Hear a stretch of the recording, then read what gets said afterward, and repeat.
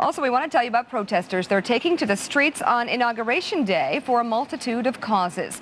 NBC producer Greg Katz caught up with one of the many, Adam Eidinger, a member of the Justice Action Movement, who plans to be front and center in protests come January 20th. International Action Center is requesting 3,000 tickets. I live in Washington, D.C. I've been here for 8 years, and I've never been so outraged by one issue, and that is the fact that people in Washington, D.C. don't have the right to vote. We do not have representation in Congress, and there are thousands, tens of thousands of people here alone who are going to protest on that issue alone. We're sick of it. We want our representation. We're bigger than Wyoming in population. We should be a state, and we should have full representation in Congress. We're calling it the inaugural auction. Obviously, this is a map of the U.S. was sold over it. We're here to say to this new administration that you're not going to advance your right-wing agenda. We oppose the death penalty, which you support. We oppose these free trade agreements, which have been destroying the environment and ruining human rights worldwide. Unless people take to the streets on January 20th in huge numbers, I can guarantee you that there'll be nothing done in Washington on these issues. And we care about those issues, and that's another reason why we're going to be out there.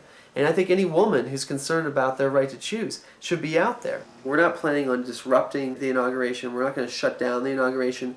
But the more efforts the police make to keep us away from the actual inauguration itself, then I think you do have an increased tendency for civil disobedience. I'm chasing this guy. And this protest is going to unite African Americans, along with anti-globalization protesters, with women's groups, with religious groups, and we're all coming together. We are not seeing the leadership in Washington. We haven't been seeing it, and unless we make the pressure now, we're not going to see it in the future. This country is at a crossroads right now, but it hasn't decided which way it's going to go. And the outcome of this election is proof that we're still at the crossroads because it was so divided.